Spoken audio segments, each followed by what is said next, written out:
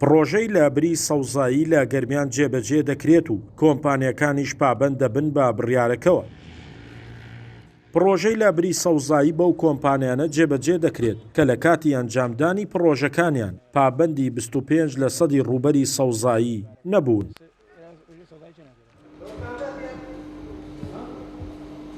ئەم هەنگاوە هەنگاوێکی نوێیە لەگەڵەوەش هاوشێوەی نییە لە سەرتاسەری هەرێمی کوردستانە. ئەم پرۆژەیە لە بری سەوزکردن خۆی لەوە ئابینێتەوە کە پرۆژەیەکی تاوەکاریە بە هەمانگی کۆمەڵک لایەنی دیاریکرا و جێبەجێکرێ وەکو کۆمپانیای ڕووناکی شار لەگەڵ سەرۆکایەتی زانکۆی گەرمیان و فەرمانگەی ژینگەی گەرمیان پرۆژەکە کەوتۆتە بواری جێبەجێکردنەوە. خۆشبەختانە ئێستا قۆناغی یەکەمی بڕیەوە کە خۆی لە ئامادەکردنی زەویەکە بینیوە.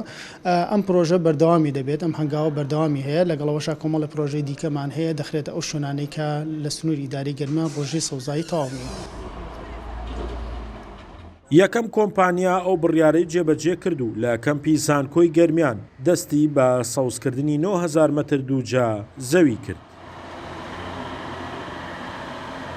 بۆ دیاریکردنی ڕێژەی سەوزایی لە هەر ناوچەیەکە بەڕێ من و کۆمپانیایەکە لە ناوچانەیە کارەکەن بێ کۆمپانیا ناچار کرد لە سنووری پرۆژەکەی خۆیان ئەو نسبە سەوزایە دیاری بکە، نەکەوەی پرۆژە سەوزایی بگوازیتەوە بۆ شوێنێکی تر و شوێنەکەی خۆی دوور بێ لە ڕێژەی سەوزایی و شار کاتێ ینی پلانی بۆ دانرێ ماستەر پلانی شار دانرێ ئەبێن ڕێژەی سەوزایی شار ئیدارەی شار دیاری بکە، دواتر هەر جێتێک لە شوێنێکەوە پرۆژەیە بکە یا کۆمپانیایەکەوێ کارێ بکە ئەبێ خۆی نسبەی خۆی بپارێزێ.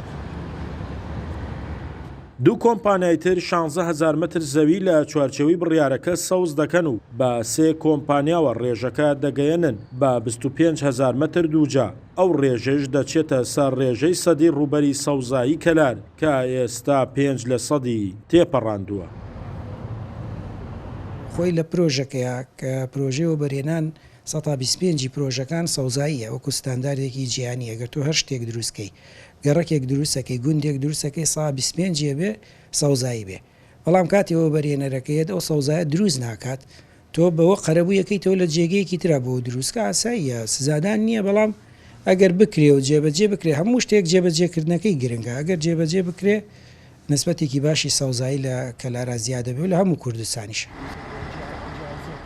ئەم پلانە گۆڕانکاری تێدا دەکرێت و بە پێی بڕیارەکانی فەرمانگەی ژینگە مۆڵەت بە هیچ کۆمپانیایەک نادرێت بۆ جێبەجێکردنی پرۆژە تا پابەندی جێبەجێکردنی 25% ڕێژەی سەوزایی پرۆژەکانیان نەبن.